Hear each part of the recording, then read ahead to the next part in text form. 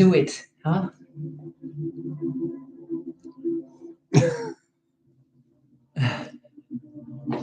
Bien. Allons tout doucement commencer, hein. Encore une fois, bonsoir pour ceux qu'on n'a pas dit bonsoir. On est ravis de vous avoir. Pour ceux qui regardent ceci plus tard, parce qu'on sait qu'il y a certains qui ne peuvent pas être là ce soir. Bonsoir aussi ou bonjour, n'importe quand est-ce que vous le regardez.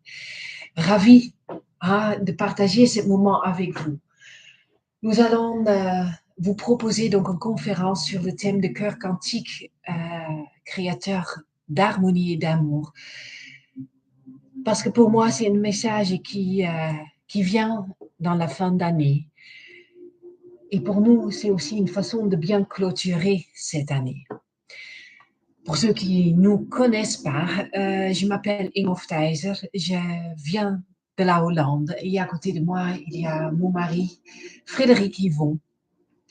Nous avons créé Espace Essentiel il y a déjà plus de 15 ans et nous proposons des soins énergétiques, du développement personnel, des formations en ligne autant que présentielles et des séjours, des soirées à thème, tout ce qui touche au déploiement de l'être humain. Et je pense que j'ai tout dit là. Écoute, si vous voulez en savoir plus, je vous propose de nous retrouver sur notre site. C'est www.espace-essentiel.com. Là, vous trouverez toutes les informations pour ce qu'on propose. Voilà, on va tout doucement commencer. Alors, on va commencer par des choses particulières qui parlent du changement. Depuis qu'on a débuté dans cette recherche du développement personnel, on a parlé énormément, en tout cas on a rencontré beaucoup de personnes, pas mal de personnes, que ce soit en formation et en soins individuels. On sent bien qu'il y a quelque chose qui émerge. Les anciens, il y a des auteurs comme Greg Braden qui parlaient de transition des âges. On sent bien que l'individu essaye de sortir de ses méandres actuels, en tout cas de laisser passer un système ancien vers un système nouveau. Et cette transition, ce passage d'une ère vers une autre ère, ben voilà, c'est tous les premiers peuples essayaient avec précision, avec leur ancien système de codification ou d'analyse du temps, ça passait à travers leurs prophéties ou des calendriers, étrangement pointent dans notre direction. Donc il y a vraiment une notion importante dans le maintenant. On parle, voilà, il y a, je pense aux Mayas, avec leur système de calcul extrêmement pointueux et avec leur compte lent, les Mayas exprimaient qu'on était dans une situation de la transformation de la matière. Donc il y a vraiment un ensemble d'anciens systèmes d'observation du temps qui indiquent vraiment pas n'importe quelle période, mais notre propre période, c'est-à-dire autour de l'an 2000. Donc on a passé depuis un certain nombre d'années cet an 2000, mais on est dans cette vague, dans ce cycle d'expérience. Et ça me fait penser aussi aux traditions amérindiennes. Les Hopis ont fait partie de leur prophétie, où ils disent que voilà, il y a une situation de fermeture d'un grand cycle menant à la naissance d'un nouveau cycle. Et encore une fois, la notion précise, c'est grâce à leur architecture, grâce à leur méthodologie, leur science de l'astronomie aussi, qui permettait d'orienter leurs doigts dans notre direction. Donc on est assez visé dans cette transformation, dans cette transition. Ça veut dire que c'est maintenant que ça se passe. C'est pas il y a quelques années en arrière ou ça sera dans le futur. C'est vraiment le bon moment au bon moment, le bon endroit au bon moment. On est vraiment focalisé par ces anciennes traditions qui essayent de nous expliquer qu'on a écoulé un certain cycle et que on peut parler de précession des équinoxes, cycle de 26 000 ans, mais il y a à peu près 11-12 000 ans, il y avait vraiment ces architectures et ces constructions précises pour nous montrer la direction précise de notre section temporelle qui est de maintenant. Donc on est dans cette notion d'influence par rapport à ces anciennes traditions qui sont en train de pointer du doigt vers nous. On est dans une conjoncture, on est dans une situation précise astronomique qui fait que on change, comme diraient les Mayas, de tonalité. La tonalité, c'est une notion de fréquence. Et chez les Mayas, hein, je ne sais pas si tu veux en parler, mais ils ont un certain nombre de... 23 calendriers, dont une qui a une courbe tellement longue qu'elle décrit l'univers avant notre univers. Donc, ils avaient une connaissance du temps inouïe. Ah, le temps n'était pas comme chez nous, quelque chose de linéaire, c'était quelque chose de cyclique chez eux. Et donc, effectivement, hein, on a tous connu le 2012, le fameux 2012 où on croyait que les Mayas avaient prédit la fin du temps, mais c'était une fin de calendrier. Donc, un amorcement vers autre chose. Comme les Amérindiens exprimaient, hein, c'est Hopi, exprimer la fin d'un grand cycle vers un nouveau cycle. Hein. C'est un nouvel âge. Et chez les Aztèques, les Olmecs aussi, ils me parlaient de soleil. On est dans le 4e soleil, c'est-à-dire dans cette situation du réveil où il y a une sorte d'illusion de la séparation qui doit être levée. Et cette illusion de la séparation, alors c'est pas moi qui l'emploie avec ce terme, mais vous avez des gens assez extraordinaires comme professeur David Bohm, hein, qui est un professeur de physique quantique, qui a parlé de cette illusion de la séparation. Mais ça fait partie de ces traditions qui disent, ben voilà, on va passer d'un âge pas obscur, parce que c'est pas ça, où il y a une sorte de voile, hein, et on va essayer de lever le voile, quoi. On va pas essayer, c'est que notre situation astronomique permet de lever le voile pour avoir cette nouvel élan vers autre chose, et le penchant humain, en tout cas, nous, on le reçoit régulièrement dans nos soins individuels ou dans nos formations.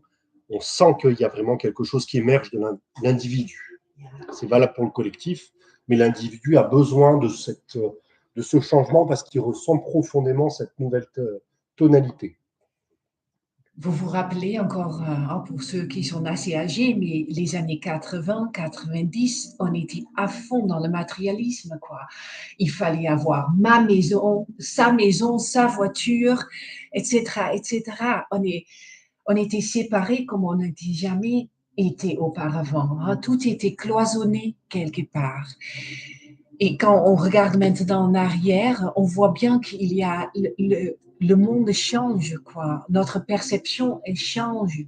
Hein, comme Fred il dit, maintenant dans les soins individuels ou dans la formation, on entend d'autres types de questions. Les gens veulent se retrouver. Hein. Il y a une forme de malaise qui conduit à des bonnes questions. Alors cette transition, cette tonalité, comme les Mayas, j'aime bien cette notion de tonalité, c'est comme un son, une fréquence. On va revenir là-dessus au cours de cette conférence, mais ils expliquent bien ces anciennes traditions que cette tonalité évolue par donc fréquence, par changement précis par rapport à notre configuration galactique, hein, notre déplacement tout simplement de notre Soleil le long de notre propre galaxie. Et il y a une situation non pas circulaire, mais comme ils expliquent, plutôt spiralaire. C'est-à-dire une sorte d'évolution spiralaire qui influence en fait pas que notre expérience individuelle ou collective, mais qui influence toute vie sur Terre.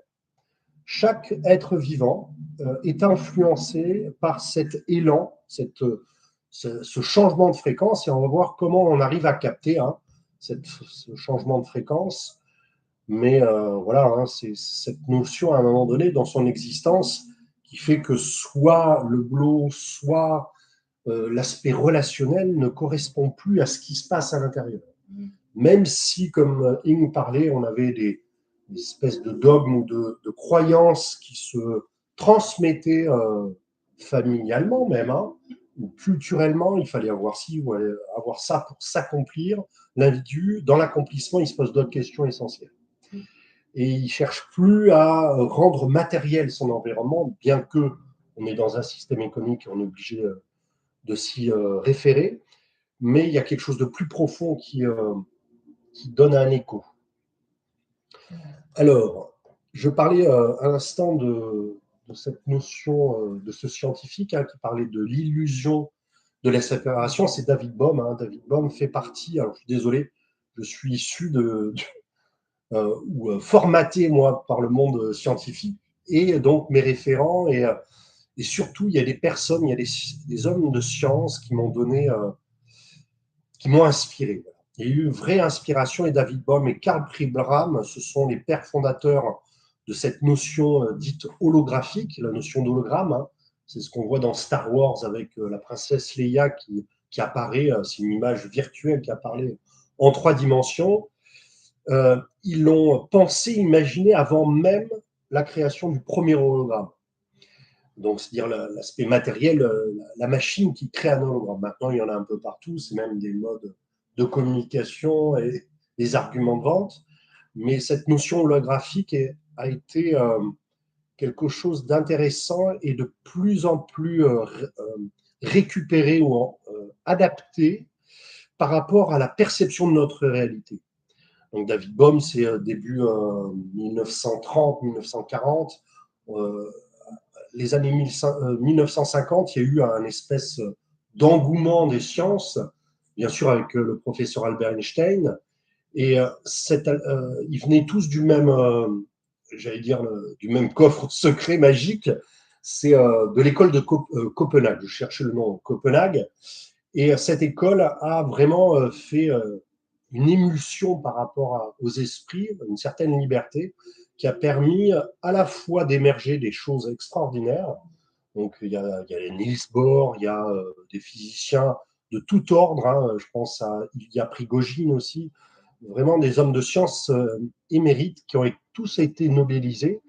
Je pense aussi à celui qui est mort, Stephen Hawking, bien sûr, hein, qui a exprimé cette notion holographique dans les trous noirs, oui, encore mieux. Mais David Bohm parlait de cette notion infiniment petite dans notre réalité qu'on ne voit pas, donc de cette notion d'invisibilité, quelque chose qui est invisible, comme un ordre implié, quelque chose qui est comme en dessous la surface de l'eau, et tout ce qui est à l'extérieur, quelque chose qui est explié, quelque chose qu'on perçoit, notre réalité, mais la réalité ne représente que l'infime partie de l'écume sur, par exemple, une vague. Alors que l'ordre implié, il disait que David Bohm, un Karl Pribram, avait étudié aussi, comme Albert Einstein, les différentes visions de certains chamans, de certains saints, et les expériences spirituelles de ces saints ou de ces chamans ou de ces êtres mystiques parlaient d'une sorte d'union cosmique. Et tous donc exprimés, c'est pour ça que ça a donné cette notion d'ordre implié, invisible. Il y a quelque chose qui sous-tend l'univers. Et à un moment donné, dans ces transitions d'âge, dans ces transitions particulières de notre époque, quand on change de tonalité, de fréquence, il y a un organe précis qui se réfère à ce champ invisible, à ce tissu sous-jacent de l'univers, à cette union cosmique. C'est le cœur, bien sûr. C'est le cœur. On se croit souvent séparés, mais rien que l'espace entre toi et moi, on est reliés. Rien que l'espace entre nous et vous, nous sommes reliés. Nous sommes tous reliés tout le temps. Par nos besoins, par la vie, par l'espace, par l'eau, partout. Alors en parlant d'eau, David Bohm exprimait justement cette illusion de la séparation en essayant de comparer notre perception de la réalité comme un cours d'eau. Donc on a beau avoir un cours d'eau qui coule, et dans ce cours d'eau, on peut avoir des tourbillons, des ondulations bien sûr à la surface, on peut avoir des vagues, des éclaboussures, mais toutes ces choses-là qui paraissent indépendantes, vagues, tourbillons, éclaboussures, font partie de la même origine, de la même eau. Et on ne peut pas s'en séparer. Et il disait bien, quand on passe d'une fréquence à une autre, on se réfère à cette base d'origine dont les chamans ou les êtres mystiques se connectent. Voilà, quand on fait de la méditation, où on essaye de passer au-delà de nos pensées, de formes pensées ou de nos émotions, on peut décentrer notre axe pour descendre dans on va dire, cet incubateur quantique qui est là, dans notre poitrine, et lui est relié à ce changement de fréquence. C'est comme s'il se reliait voilà, à cette nappe d'eau et même à ce qu'il y avait dessous l'eau, hein, cet ordre implié. Donc, il y a vraiment cette notion chez David Bohm qui était très présent, chez Albert Einstein aussi, hein, qui était assez, pas précurseur, mais intéressant parce qu'il n'y avait pas qu'une vision mathématique ou physique quantique ou physique relativiste.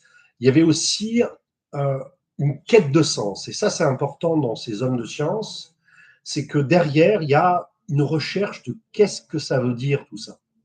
Quelle est l'implication chez nous, chez l'individu? Qu'est-ce que ça fait chez moi? Qu'est-ce que je peux en faire? Quelle est l'application que je peux en faire une fois que j'ai compris ça? Et Albert Einstein avait visité justement un peuple amérindien, hein, des Lakota, je crois, des Lakota, pour observer un chaman en train de guérir un individu, notamment c'était un petit garçon qui avait une maladie, je ne sais plus ce qu'il avait exactement, mais il y avait cette situation où le chaman accueillait le petit garçon malade, mais ce qu'il ne comprenait pas, c'est que c'était une immense hutte qui était aménagée pour le chaman. Il me dit, mais c'est pas possible, pour recevoir une personne, c'est trop grand, quoi. Et en fait, il recevait non pas que l'enfant, mais il recevait aussi l'ensemble de la famille. C'est-à-dire qu'il y avait les frères, les sœurs, les parents, les arrière-grands-parents. En fait, il y avait un espèce de groupe, tout le monde était dans cette hutte, et il comprenait que la guérison, en tout cas le changement de l'état de l'individu, pouvait changer par la notion collective. Et s'il y a bien un thème ce soir, c'est qu'on va essayer à travers ce cœur quantique et ce créateur d'harmonie et d'amour, de lever cette notion de voile de séparation, parce que c'est dans cette union qu'on permet justement de réharmoniser tout ça. Alors c'est valable dans cette pensée amérindienne, mais on va voir que c'est valable aussi cellulairement dans notre propre corps. C'est Einstein qui a dit que les meilleures découvertes, il ne les avait pas faites à travers la pensée, mais à travers l'imagination. Hein? Ce n'est pas à travers nos propres modèles qu'on va réussir à résoudre les problèmes qu'on a actuellement. Il va falloir trouver d'autres billets. Et le cœur en fait partie. Ouais. En fait partie. Heureusement. Hein. Yeah. Une notion importante concernant ce que David Bohm exprimait, c'est cette notion de fluide hein, qui peut faire référence à des choses intéressantes comme à l'époque, dans les traditions, c'était l'éther, on parlait d'éther, mais l'éther était une substance qui réunissait et unifiait toutes les autres. Et cette eau, écoutez, nous, on a, pour ceux qui ne nous connaissent pas, hein, mais c'est un peu, voilà, c'est l'élément qu'on a beaucoup côtoyé au cours de nos années. Mais on a eu la chance, voilà, moi j'ai été moniteur de plongée pendant 35 ans. Ça fait beaucoup. Toi. J'ai travaillé avec des dauphins, hein, autant dans des parcs qu'à l'extérieur. Hein. On a nagé avec des dauphins et des baleines au large d'Antibes. Et donc l'eau, c'est un élément qu'on a beaucoup expérimenté. Bien sûr, hein, l'eau, on a dans notre corps, 70%, elle couvre 70% de la nappe terrestre. Mais il y a encore plus. Hein, et c'est un élément qui arrive aussi à transmettre, donc à recevoir et transmettre de l'information. Et en plus, elle peut stocker de l'information. Un exemple que je peux vous donner qui nous a beaucoup marqué pendant nos voyages au large d'Antibes, le moment qu'on était bien sûr sur le bateau et on commençait à croiser des cétacés, ben, il y a tout qui change, quoi. Hein? Tout le monde devient quelque part excité. Mais quand on sort de l'eau après avoir nagé, et surtout avec des baleines, parfois ça provoquait vraiment des malaises. C'est-à-dire les gens qui commençaient à vomir. Donc il y avait vraiment quelque chose qui se passait à travers cette eau.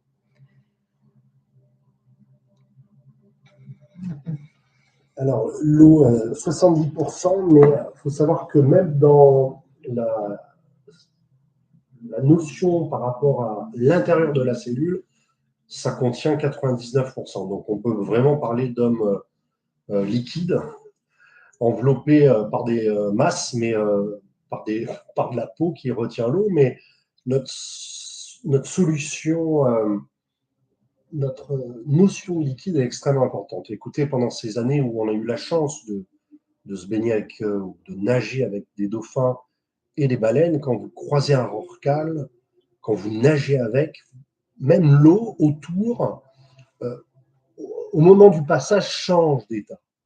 Ça a été observable et extrêmement intéressant pour nous, c'est-à-dire que l'animal, avec toute sa connaissance et son expérience, transmet quelque chose donc à l'intérieur, mais aussi à l'extérieur. Et il y a ces scientifiques, parce qu'il parlait de transmission d'informations, c'est grâce à des microbiologistes comme Jack Benveniste ou Luc Montagnier qui parlaient justement de cette téléportation d'eau. Hein, et comment on téléporte de l'information? Ben, grâce aux ondes. Et l'organe de prédilection qui émet les ondes dans notre corps, c'est notre cœur. Donc l'onde a une importance capitale et transmet une information en fonction de sa forme, de sa longueur, de son amplitude, de sa répétition, va transmettre partout dans tous les fluides corporels une information dite cohérente ou incohérente. Donc l'eau fait partie vraiment de quelque chose de très mal connu, de toujours à l'étude actuellement. Et je pense que vous avez tous entendu parler du professeur Emoto, hein, qui, en fonction des émotions, congelait des parties d'eau qui a été exposée, soit des émotions positives, soit des émotions négatives. Et en fonction des émotions positives, généralement, ça produisait de la géométrie dite parfaite, donc une géométrie harmonieuse en forme de flocon, hein, la notion de flocon de neige symétrique bien établie, alors que la notion de pensée ou d'émotion un peu négative provoquait une désharmonie là-dedans, dans cette géométrie. Donc, l'eau est un médian, est un trait d'union, permet de communiquer, mais alors communiquer partout dans le corps à une vitesse extraordinaire. Ça, c'est aussi dans le domaine de pas la physiologie, mais la biologie quantique. Ils sont aperçus, voilà, je ne sais pas si vous savez, mais il y a 4300 trillions de cellules dans notre corps. Et elles communiquent entre elles, c'est 4000 trillions. Un trillion, je ne sais pas si vous savez, mais c'est 1 milliard de milliards. Donc c'est entre 2600 et 4300 trillions de cellules qui sont présentes dans notre corps, qui bougent tout le temps, qui sont tout le temps renouvelées. Hein. En plus, on n'est jamais les mêmes. Mais on pensait que le système nerveux induisait une communication générale, mais il y a quelque chose qui va encore plus vite que ces éclairs qui sont propagés par le système nerveux, c'est l'eau. Et comment 4300 trillions de cellules peuvent s'auto-organiser et communiquer entre elles? À travers ce biais de l'eau et la géométrie qu'elle produit. Donc en fonction de la géométrie qu'elle va dans sa molécule, on sait que deux molécules d'hydrogène et une molécule d'oxygène, ça on sait, produit ça, mais c'est surtout dans sa transition de phase qu'on comprend qu'elle a une grande possibilité actuellement.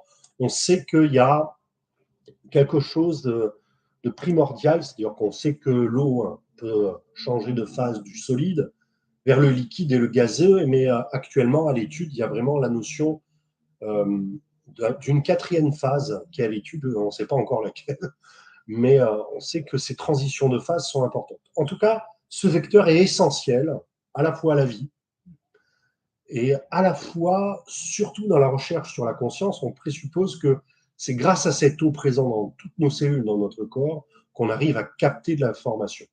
Alors d'où, on verra.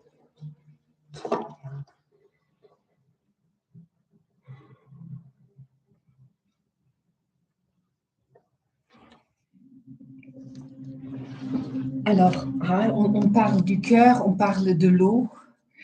Ça me fait rappeler aussi à un moment que j'ai partagé avec les dauphins et où les dauphins m'expliquaient que pendant que eux dorment,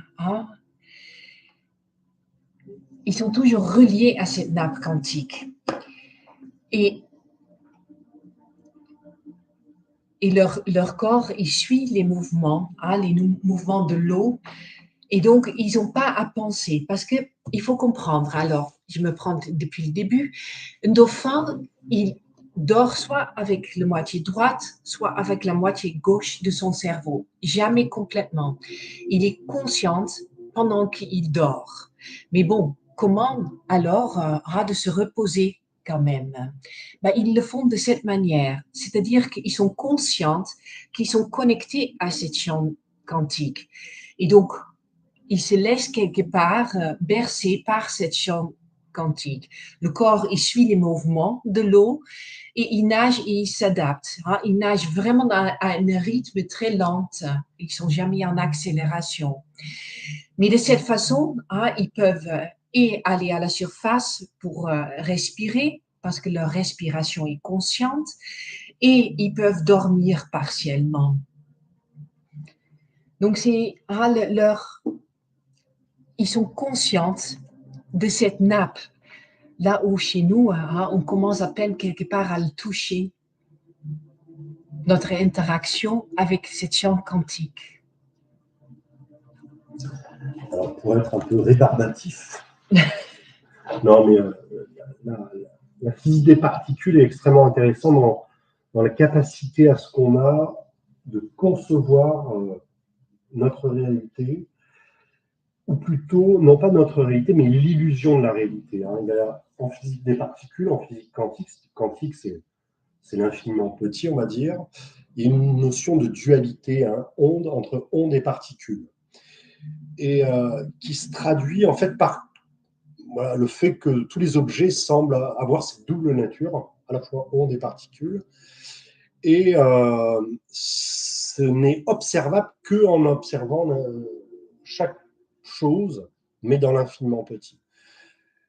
En physique quantique, en tout cas la science actuelle, essaye éperdument de rallier le monde où on vit avec la physique des particules et ses contradictions, puisque c'est un monde de phénomènes. C'est-à-dire qu'on n'arrive pas à expliquer ces phénomènes, mais on observe des phénomènes dont la double nature, la dualité onde-particule de chaque chose.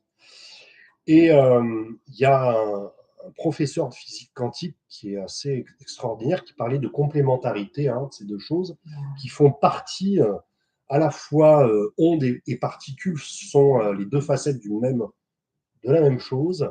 Et c'est le professeur danois Niels Bohr, qui est un professeur de physique quantique des années 30 et qui a exprimé vraiment, qui est le père fondateur aussi de ce début de physique des particules, et qui exprime vraiment que c'est le fait de voir cette dualité comme séparée, mais pas cohérente.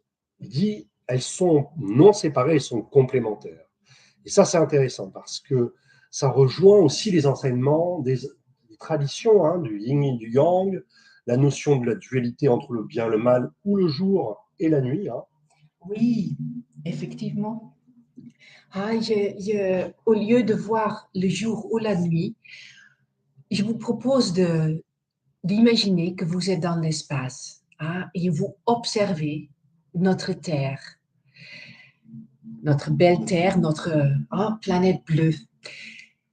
Et quand vous observez assez longtemps, vous allez voir la jour comme la nuit faire partie de la même boucle, un jour. Donc, on voit vraiment un ensemble. Certes, on vit dans une monde duel, mais on n'a pas besoin de rentrer dans la dualité. On peut retrouver une unité, complémentarité.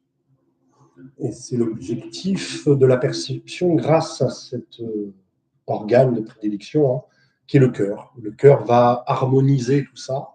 C'est pour ça qu'il est créateur d'harmonie, c'est qu'il permet, au lieu de diviser les choses, de les séquencer comme le cerveau, hein, pensant peut le réaliser, ben lui, il va unifier tout ça.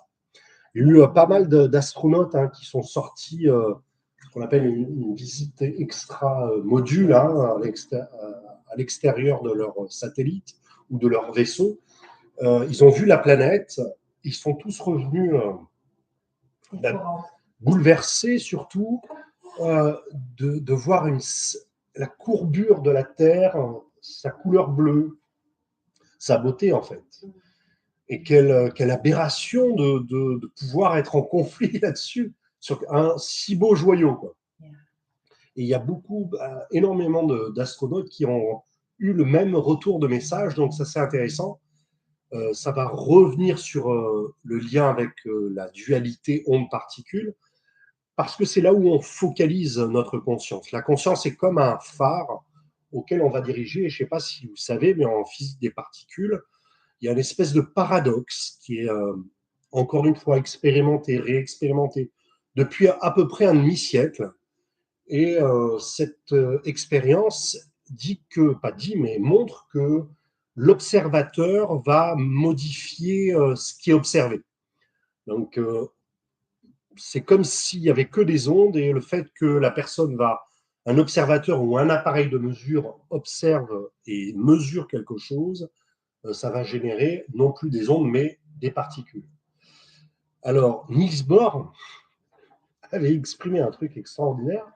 Il dit, ben voilà, soit l'ego de l'individu va dire, ben moi j'observe et je crée ma propre réalité, mais il dit, mais c'est pas comme ça que ça passe. C'est pas que comme ça. Effectivement, l'individu, là, avec son phare de la conscience, si j'observe quelque chose, je peux provoquer quelque chose d'infiniment petit, ou donc ma propre réalité.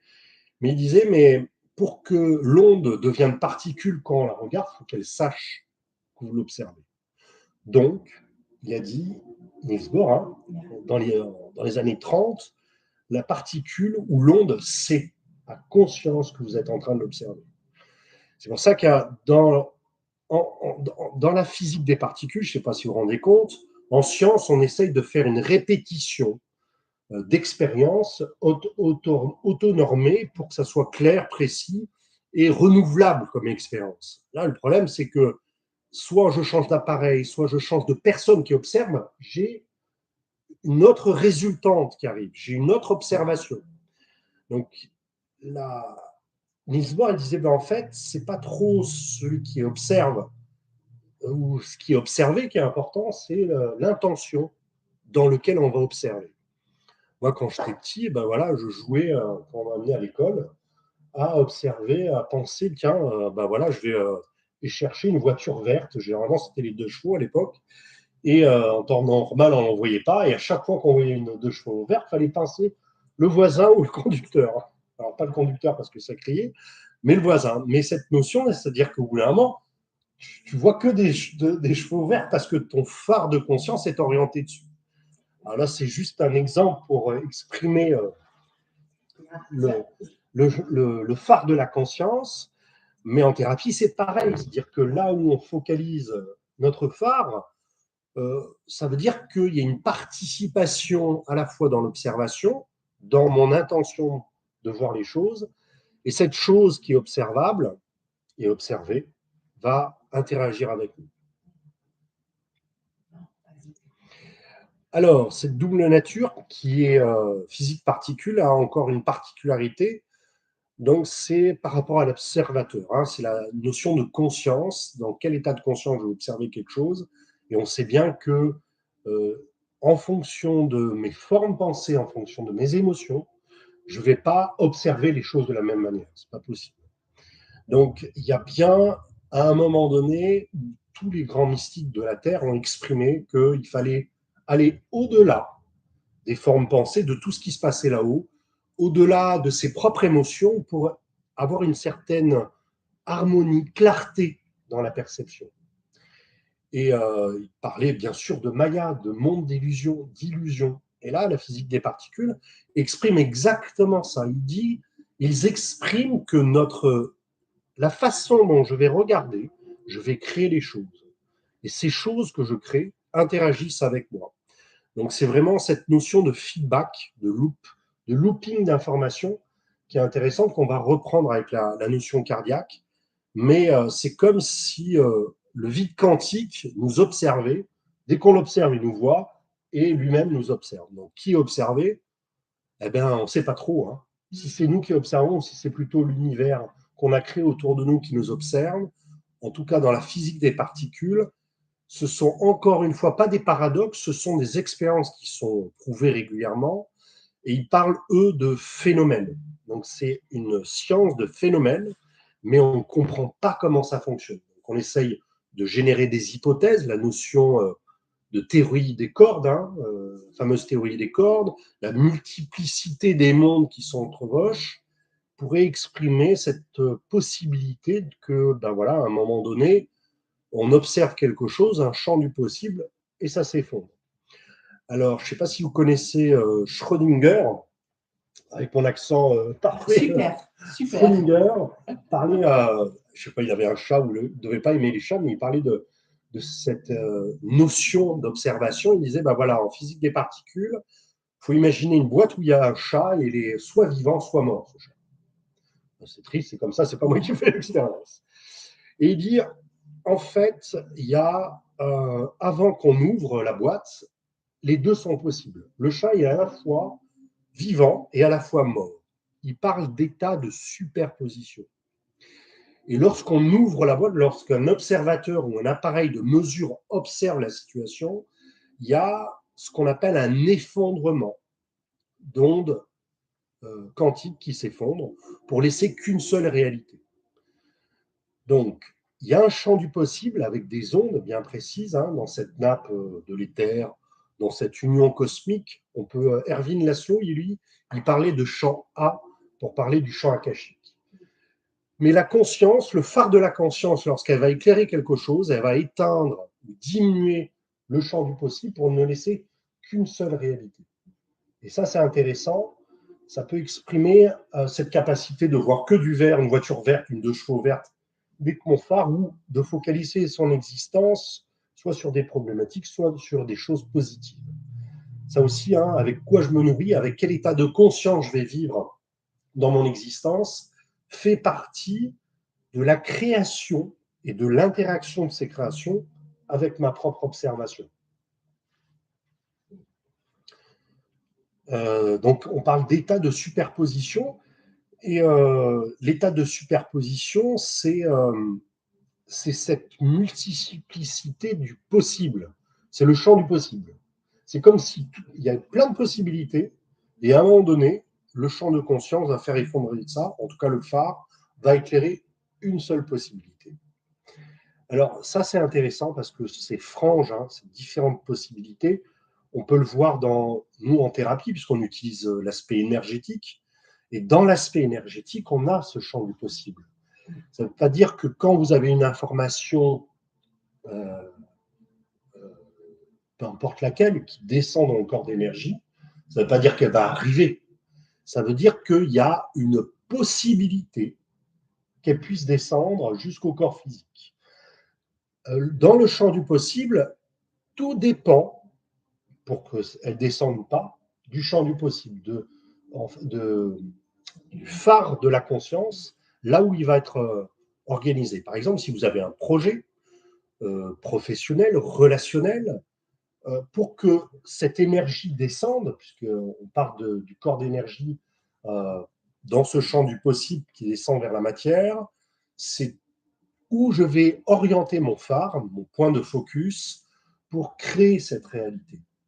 Si c'est à un niveau professionnel, si je me tracasse avec le système économique, avec le manque d'argent, avec les difficultés avec mes associés, si je dis que ce n'est pas le moment parce que c'est un système économique compliqué, tout ça est vrai, mais le phare de la conscience, tel qu'il explique la physique des particules, est qu'actuellement, il y a une branche de ce qu'on appelle la branche de la science de la conscience, disent que notre conscience s'articule et fonctionnerait de cette manière-là.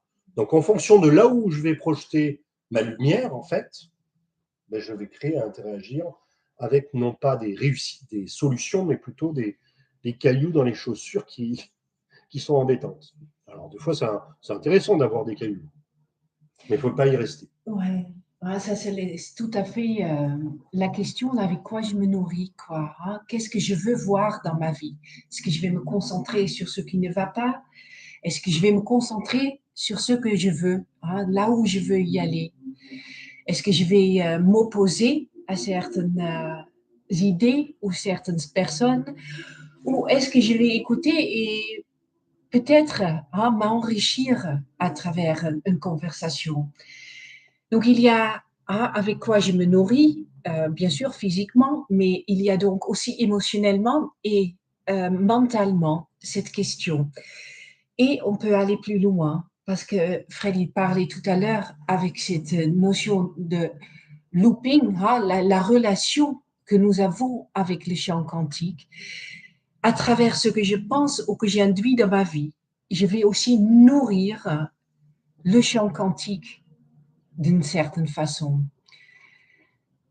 Donc oui, nous avons une certaine marge de manœuvre quand même hein, pour faire changer des choses, pour harmoniser. On va faire un petit exercice, j'ai encore une petite chose à faire et après on va passer à cet exercice-là, mais il y a 2 professeurs là, qui sont actuels qui parlent justement de cette science de la conscience et de la réalité de la physique des particules. C'est Jean-Marc Lévy-Leblond et Bernard Despagna qui sont, je crois, des collaborateurs de Nassim Haramein. Je ne sais pas si vous connaissez Nassim Haramein, qui est un espèce d'ulu-berlu complètement fou. En fait, c'est un scientifique qui est passé au-delà du carcan scientifique, qui a dit, moi, j'ai étudié tout seul dans ma caravane, mais le personnage est extraordinaire et très cohérent. En tout cas, ces deux professeurs de physique quantique et de particules ont exprimé que la réalité, c'est pas un mode de... C'est pas comme si les choses sont tangibles. Ils n'ont pas une existence propre. Ils auraient une existence relationnelle, une existence dite arc-en-ciel.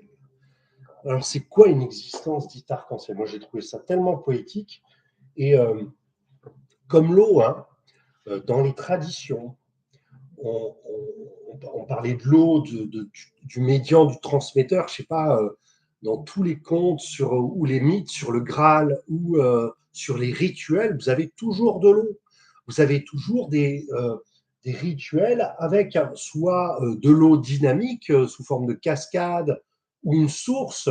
Je pense au Graal, je veux dire, l'Excalibur, elle vient de la Dame du Lac, du tissu sous-jacent de l'univers, c'est-à-dire du fond du lac, en dessous de la surface, pour sortir. Donc il y a aussi dans ces histoires-là l'aspect symbolique de notre relation, de cette illusion de séparation qui fait que l'eau nous relie tous. Et dans la notion arc-en-ciel aussi. Cette notion, elle est perturbante, quoi, en tout cas pour moi, mais ces 2 personnages qui sont 2 génies, hein, ont parlé en fait, d'existence relationnelle. Et ça, c'est intéressant. Cette existence relationnelle, c'est-à-dire que les choses et nous, on existe grâce à une relation précise entre plusieurs choses, comme un arc-en-ciel. Le soleil, l'arc-en-ciel, il existe parce qu'il y a de la lumière, le soleil, parce qu'à un moment donné, les nuages, etc., ont provoqué des gouttes d'eau dans l'atmosphère, et un observateur. Donc ces trois choses, soleil, gouttes d'eau et observateur, vont permettre la réalisation d'un arc-en-ciel, en tout cas la visibilité de cet arc-en-ciel. Et donc cette existence relationnelle dans la physique des particules, c'est ça. On ne sait plus qui observe, qui est en train d'observer, mais on observe des phénomènes comme des particules, c'est-à-dire la matière, des choses qui se créent, parce qu'il y a, à un moment donné, il y a un observateur à un angle précis par rapport à une lumière qui arrive. Et ça, c'est intéressant, c'est-à-dire qu'on retrouve des bases fondamentales dans à la fois la notion cosmique, où on va retrouver aussi cette notion dans l'aspect énergétique par rapport à la lumière et à la physique pas la physique, mais aux soins énergétiques quantiques. On utilise énormément la lumière, le cristal de roche. Pourquoi le cristal de roche? Parce que le cristal de roche, comme les gouttes d'eau, fait ce qu'on appelle une diffraction de la lumière. Il va séquencer et permettre une division des différentes couleurs de l'arc-en-ciel, jaune, rouge, orange, bleu, vert, ainsi de suite. En tout cas, on voit la différence de fréquence, de modalité, de tonalité, comme disaient les Mayas. Et cette différence est importante parce que si on change de tonalité dans notre aspect cosmique actuellement, c'est pour ça que le cœur change de raisonnement. C'est-à-dire qu'il est en train d'exprimer au cerveau, ben voilà, ta vie actuelle, ta maison, ton boulot, tes relations, ça suffit plus. Et il y a cette notion d'urgence spirituelle, j'ai envie de dire urgence spirituelle, mais je ne sais pas si c'est spirituel, en tout cas urgence de changement, parce que le cœur capte quelque chose avant même le cerveau, qui s'était conditionné à voir des choses. Il se dit, mais il faut être, il faut exister en tant que tel. Et donc la relation lumière au observateur, cette notion arc-en-ciel, se redistribue dans cette notion importante par rapport à ce changement de fréquence. C'est la notion de couleur aussi. Quand tu observes une couleur, vous focalisez que, par exemple, sur le vert. Donc, votre plan de conscience, votre observateur va focaliser que sur cette fréquence-là. Donc, en retour, le vert veut vous parler. Toutes les entités avec du vert, avec cette fréquence, cette tonalité-là, vont être exprimées. C'est la notion, je suis en colère ou triste, je vais avoir un événement, une personne qui va résonner avec cette fréquence. Ce que Ying disait tout à l'heure, c'est comment je peux changer ça, ou prendre conscience de ça, c'est déjà peut-être arrêter de focaliser dessus et de faire un pas en arrière. C'est-à-dire, c'est cette situation de l'astronaute, au lieu de voir que la nuit ou que le jour, pour essayer de globaliser les deux. Très bien. Il y a un petit exercice. Oui. Allez. Alors, on va prendre quelques instants. Vous êtes assis, debout, pas debout, mais assis ou confortablement installé en tout cas. Et je vais faire une sorte de méditation guidée. Vous pouvez fermer les yeux pendant quelques instants. Je vais mettre un son, mais je ne pense pas que le son soit très audible, surtout sur cette chaîne YouTube. Mais voilà, je vais pendant quelques instants essayer de vous guider pour réorienter le phare de cette conscience. Vous pouvez fermer les yeux. Et pendant quelques instants, vous allez prendre quelques inspirations, quelques expirations profondes. Voilà, vous pouvez inspirer par le nez et vous pouvez expirer par la bouche, de manière à produire des expirations et des inspirations lentes et profondes. Voilà, inspirez et expirez. Et pendant que vous inspirez, que vous expirez, Permettez au calme, à la sérénité de prendre place progressivement dans votre corps et dans votre esprit. Voilà, vous gardez les yeux clos et vous allez tout simplement basculer votre centre d'attention de votre tête vers le milieu de votre poitrine, légèrement sur la gauche. Là où se trouve en fait votre cœur. Vous allez orienter votre phare de la conscience sur votre poitrine, légèrement sur la gauche. Sans forcément ressentir quelque chose, juste orienter votre conscience, votre phare, dans cet endroit spécifique. Une attention particulière pour peut-être ressentir la présence de votre cœur ou la chaleur de votre cœur ou le rythme si particulier de votre cœur. Faites cela pendant quelques instants. Essayez juste de ressentir sa présence, sa chaleur ou ses battements.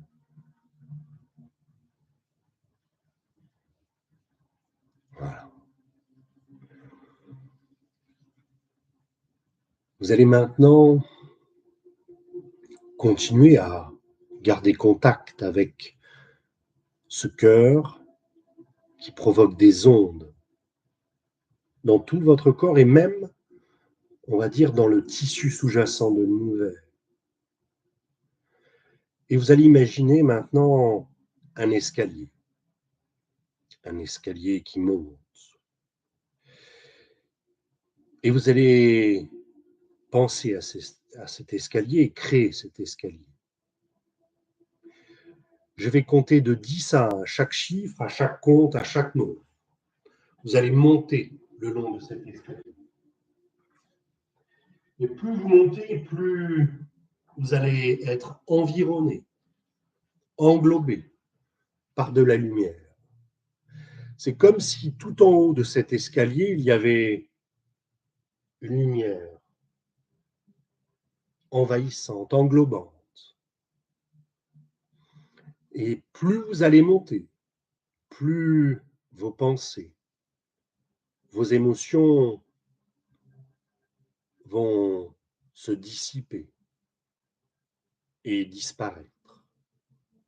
Se dissiper et disparaître. Alors laissez les choses se faire. Tout est là, tout est bien, mieux encore, tout est juste. 10, 9, 8, 7, 6, 5, 4, 3, 2 et 1.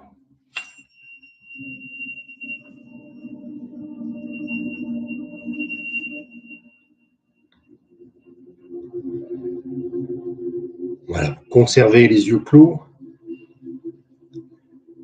Et pendant quelques instants, vous vous laissez englober par cette notion lumineuse, englobant. C'est comme si chacune de vos cellules était environnée de lumière.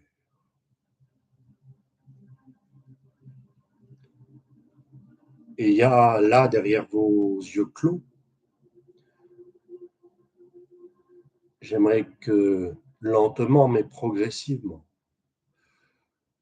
vous vous retrouviez dans un espace ouvert, clair et infini. Ouvert, clair et infini.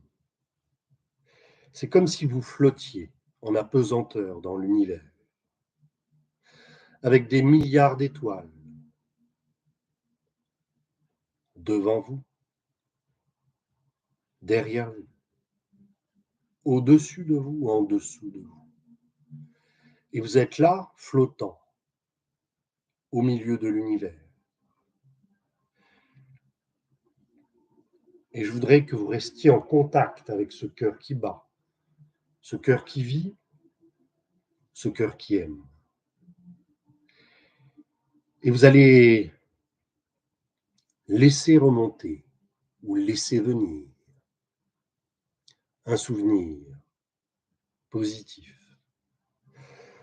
Vous allez laisser plus précisément venir une bulle informationnelle, une sphère de mémoire positive, aussi ancien que la joie, aussi ancien que la tendresse, l'harmonie ou l'amour. J'aimerais que vous le laissiez venir, cette sphère, que vous laissiez faire le processus. J'aimerais que vous ne cherchiez pas dans votre tête. Je voudrais que vous laissiez venir dans cet univers, cette sphère venir à vous. Je vais compter de 10 à 1 de nouveau. À 1, vous allez reconnecter et pénétrer cette bulle, cette sphère, avec ce souvenir positif, d'harmonie, de joie, de tendresse ou d'amour. 10, 9, 8, 7, 6, 5, 4, 3, 2 et 1.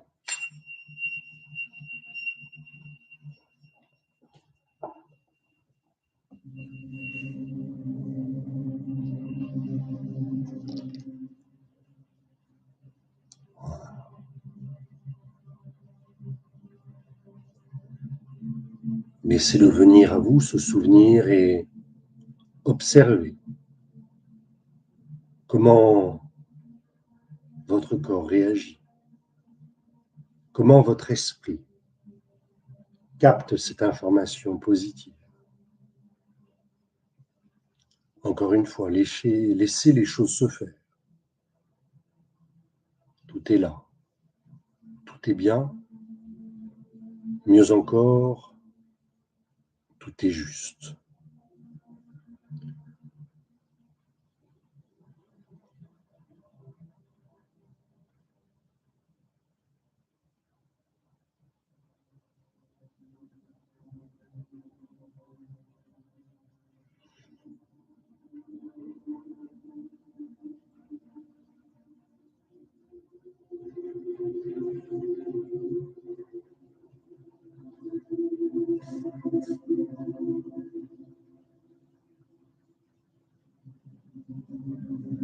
Voilà. On va bientôt quitter cela. Je vais juste compter de 1 à 3. À 3, vous serez ici et présent. Ici et présent. Numéro 1.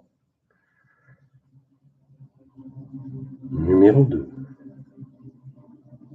Et numéro 3.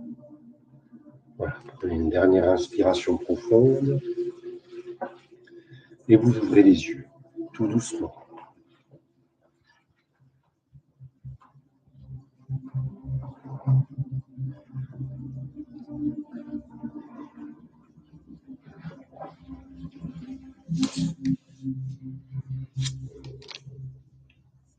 Bien.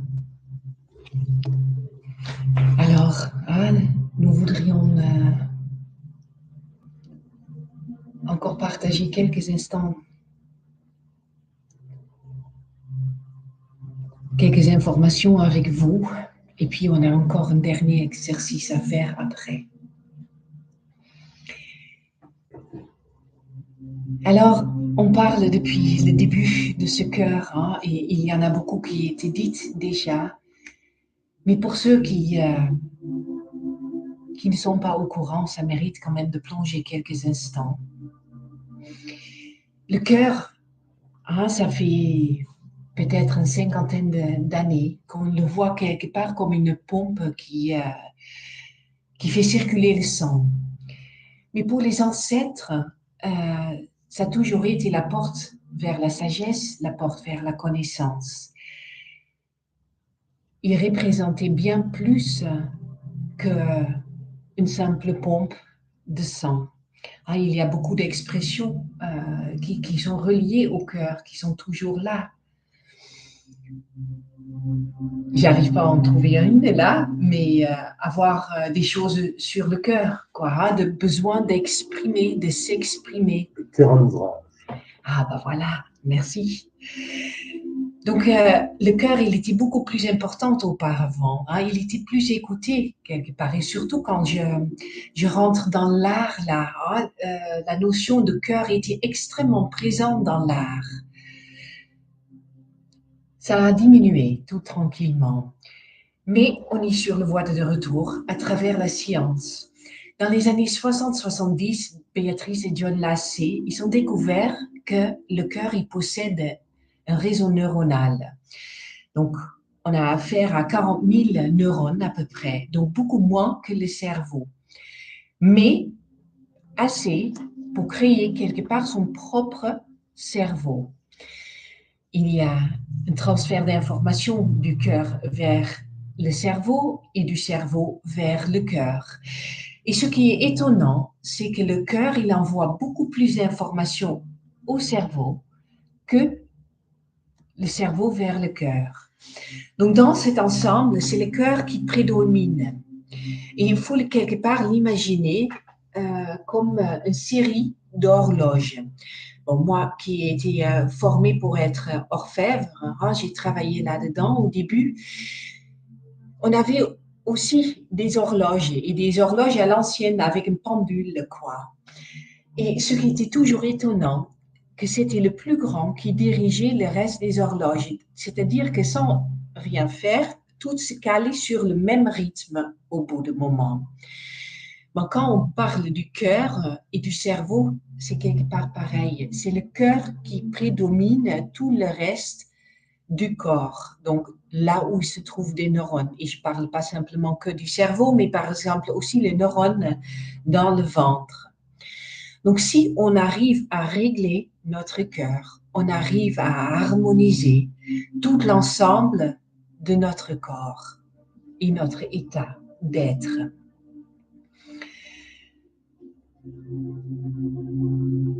Tu veux peut-être rajouter encore quelque chose? Il faut voir le cœur comme un... Vous savez, dans les anciennes radios, il y avait un cristal avec le bouton pour régler la tonalité de la fréquence radio à capter.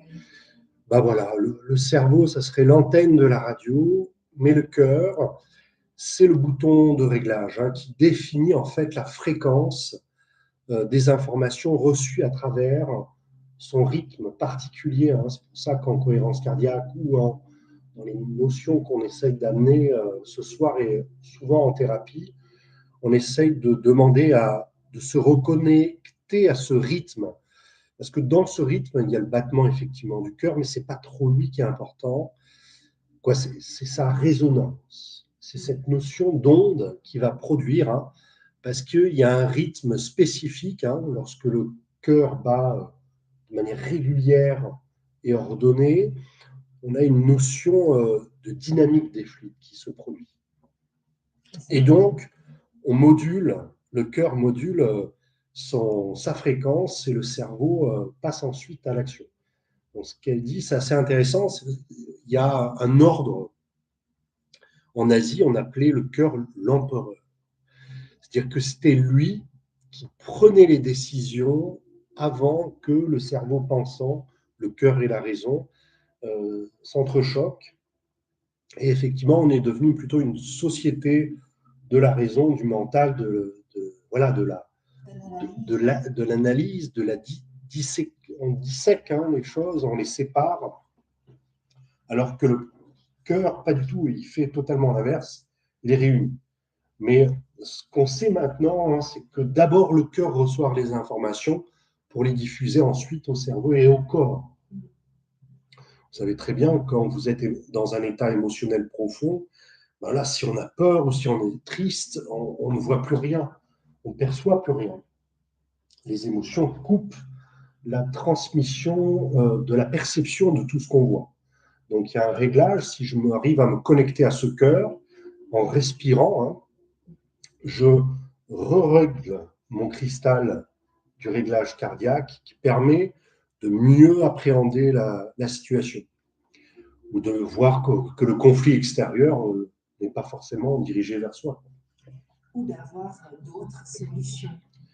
Hein, parce que comme on a dit, hein, c'est le cœur qui est cet oscillateur quantique.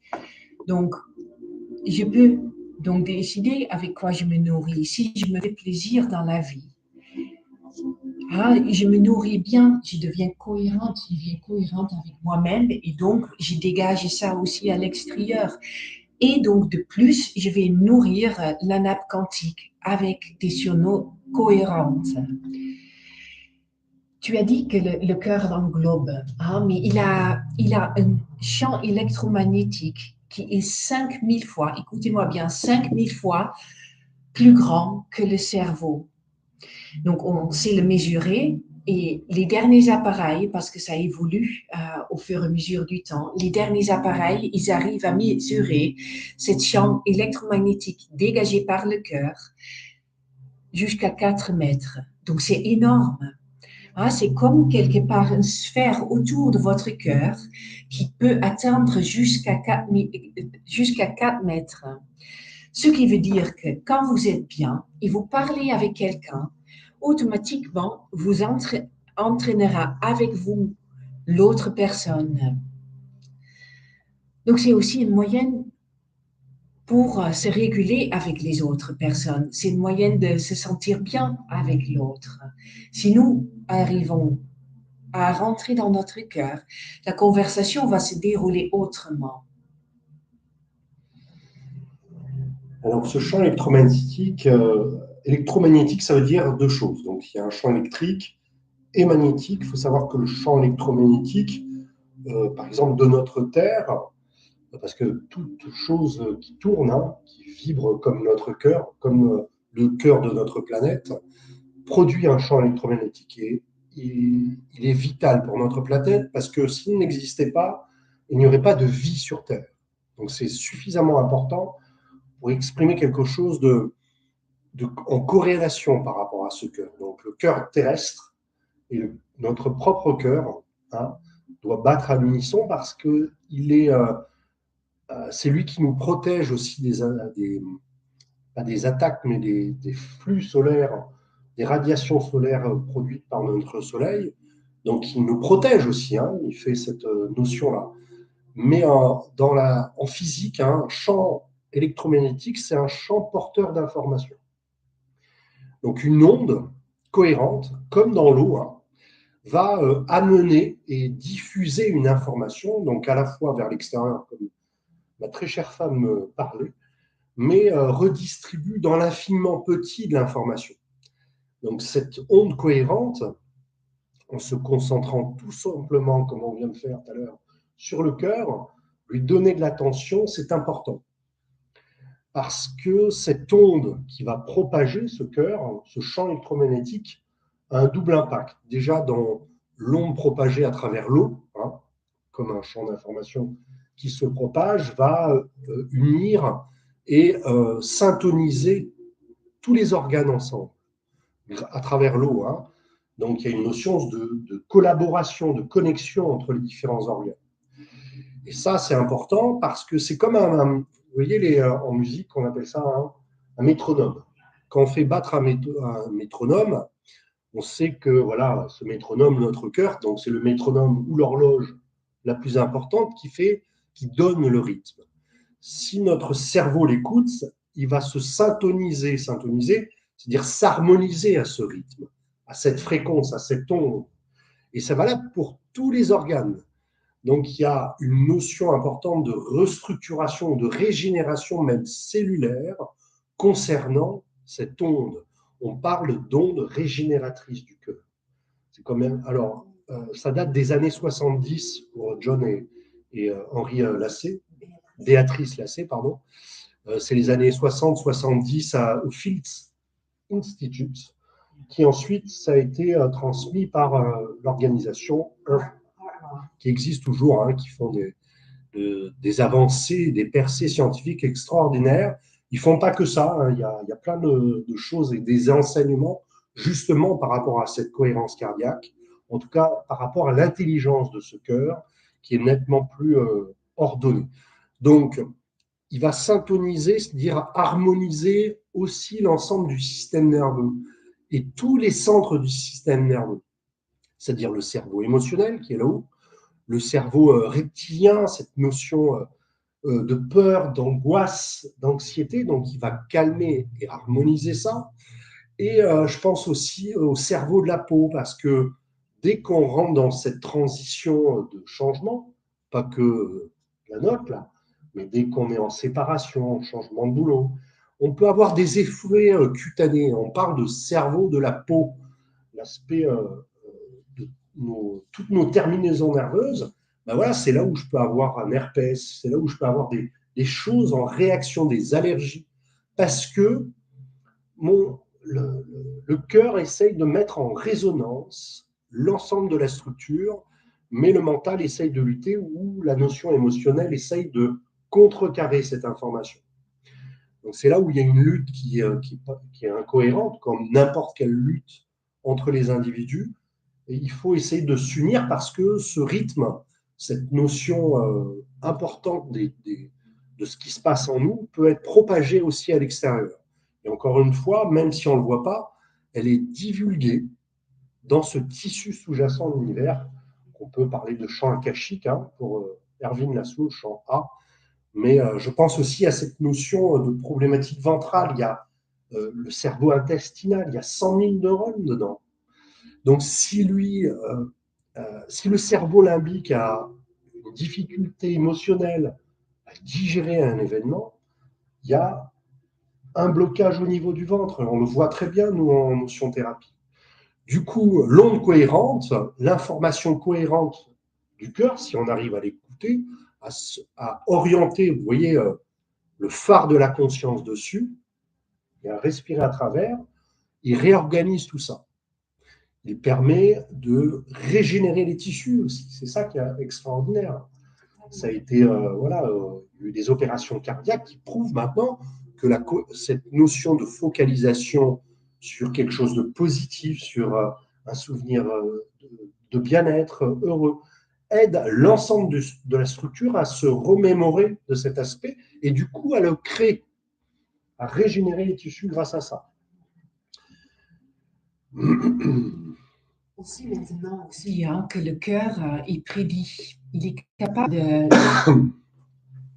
de recevoir l'information avant que elle est visible pour le corps ou que l'on l'entend, on le perçoit en tout cas à travers nos 5 sens.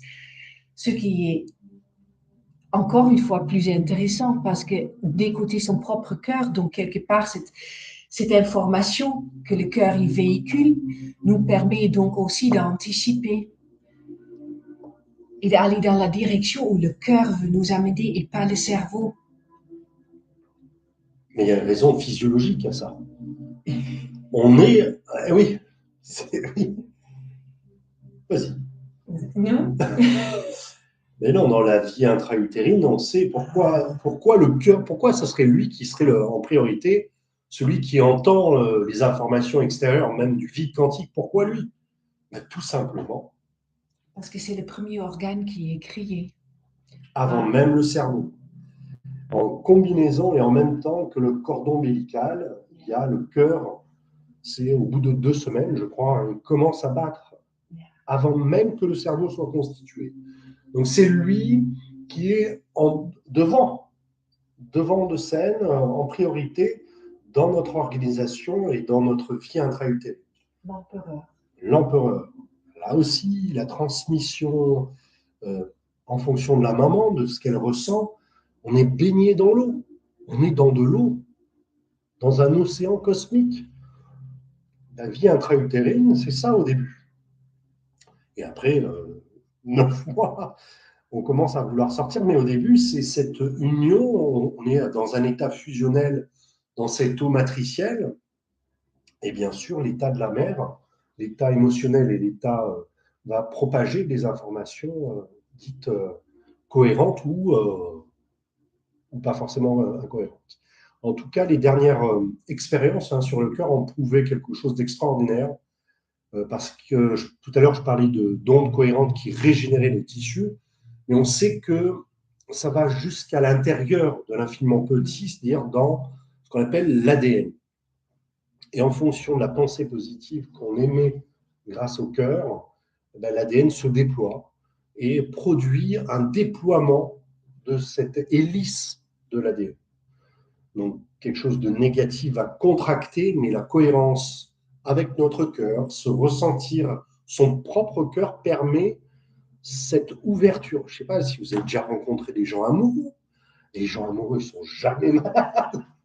Non, mais ceux qui viennent de tomber amoureux, ils ont un système immunitaire, mais qui dépasse l'entendement. Donc, il y a vraiment cette notion d'état d'amour que le cœur va propager dans l'ensemble de son système, partout, même dans le système nerveux, à tous les niveaux. Bien. Alors, allons voir. Est-ce qu'on a encore quelque chose à partager?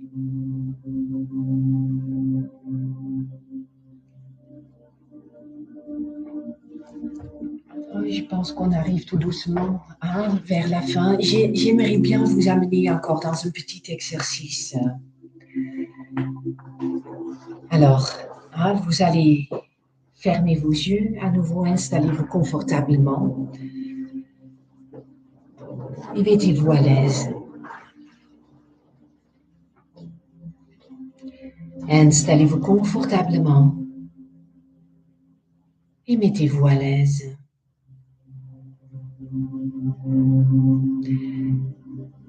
Dans quelques instants, je vais vous amener à nouveau dans une visualisation. Mais tout d'abord, je voudrais vous demander de prendre quelques inspirations et quelques expirations profondes.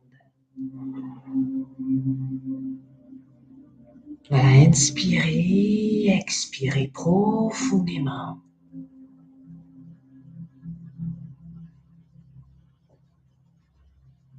Tranquillisez vos sens, vos émotions.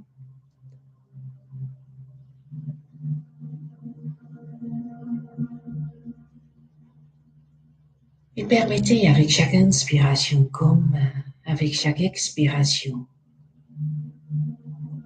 aux tranquillités, au calme de s'installer.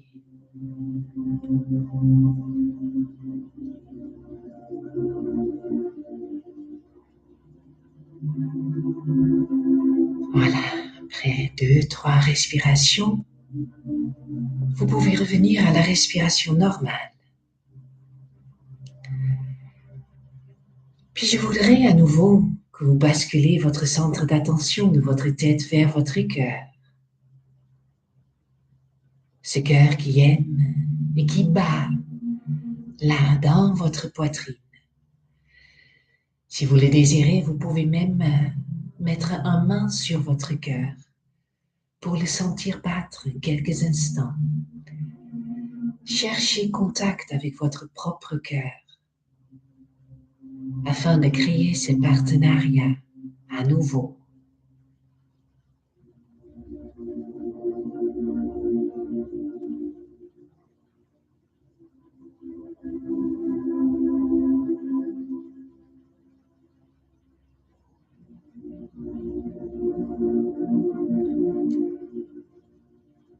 Et comme vous portez attention sur votre cœur, c'est quelque part comme vous commencez à respirer à travers votre cœur.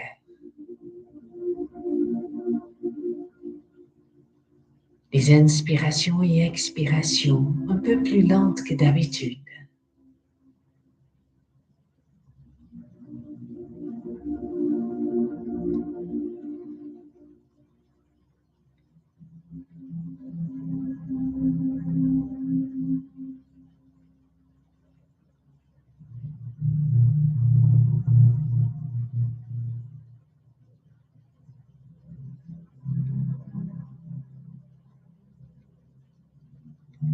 Et je voudrais maintenant que vous imaginez que votre cœur est comme une fleur blanche fermée encore, une fleur blanche, un bourgeon. Et comme chaque plante, chaque fleur, pour éclore, elle a besoin de lumière, il a besoin du soleil, il a besoin, bien sûr aussi, de l'eau et des nutriments en provenance de la terre.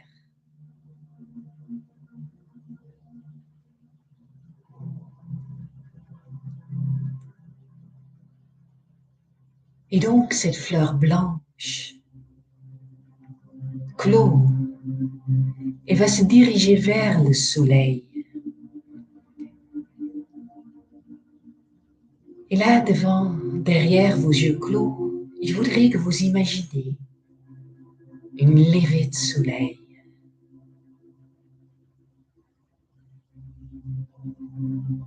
Une levée de soleil qui va permettre à cette fleur de s'ouvrir.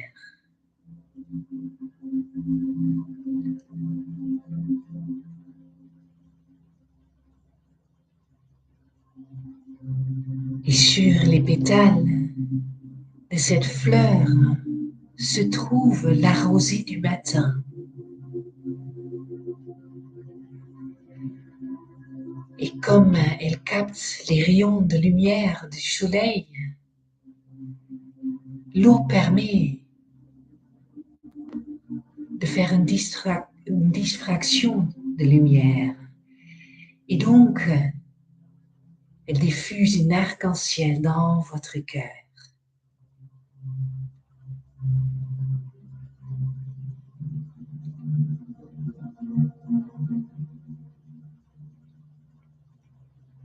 La lumière du lever de soleil touche la rosée sur les pétales de cette fleur blanche qui est en train de s'ouvrir.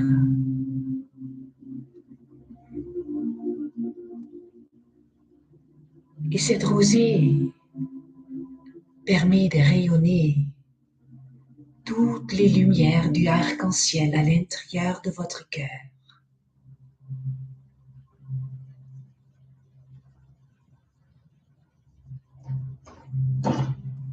Qui les distribue ensuite dans tout votre corps.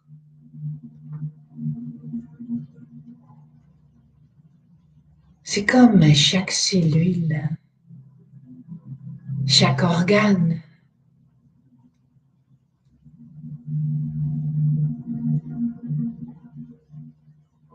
la peau, les os, tout est touché par cette lumière arc-en-ciel.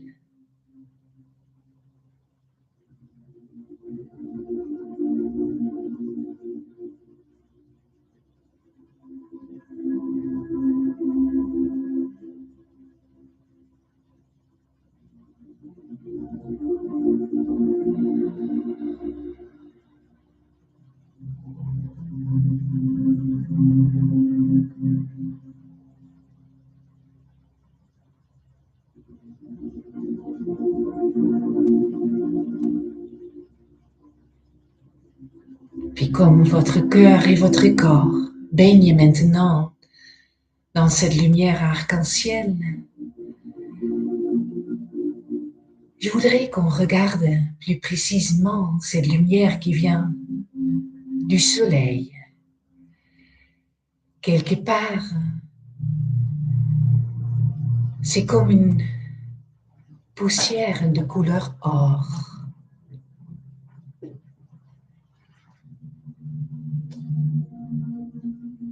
Et cette poussière de couleur or va aussi s'introduire dans votre cœur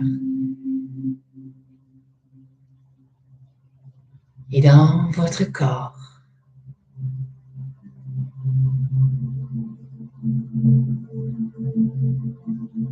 Et votre cœur commence à rayonner cette couleur or tout autour de votre être.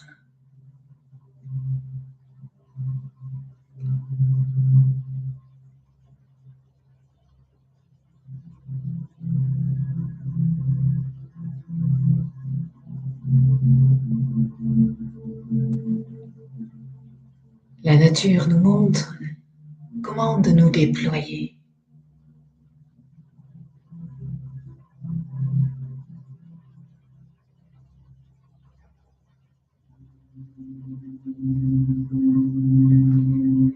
Laissez cette poussière couleur or en provenance du soleil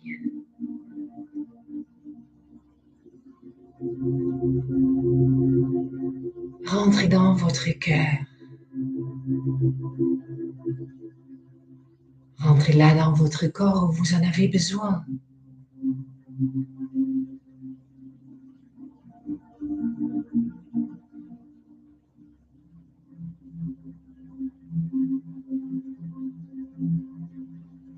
Et baignez dans cette couleur or.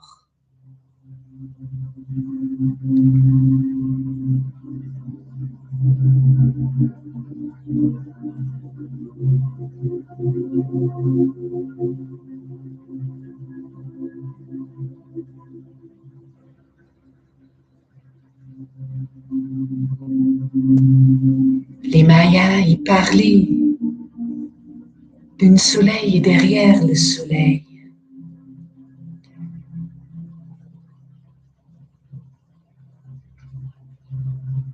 Et on s'approche tout doucement du 21 décembre, la nuit la plus longue, la renaissance de la lumière.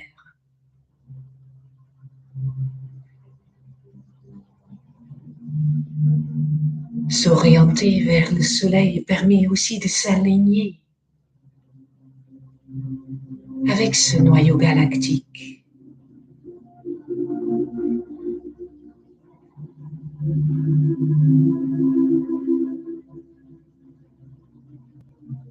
Et peut-être même de recevoir des informations en provenance de celle-là.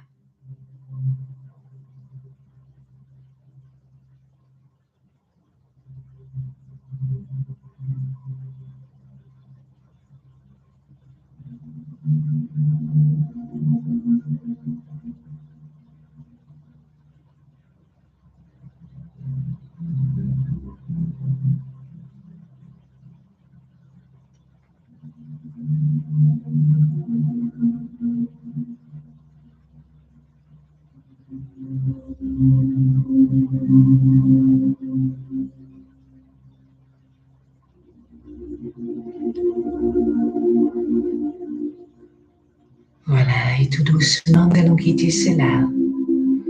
Dans un instant, je vais compter d'1 à 3. À 3, vous êtes ici, vous êtes présent, libre et vous-même.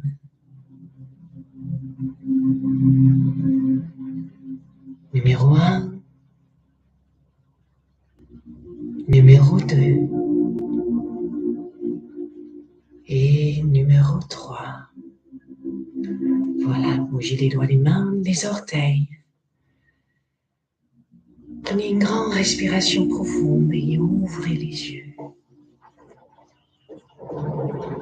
Soyez ici, soyez présent, libre et vous-même.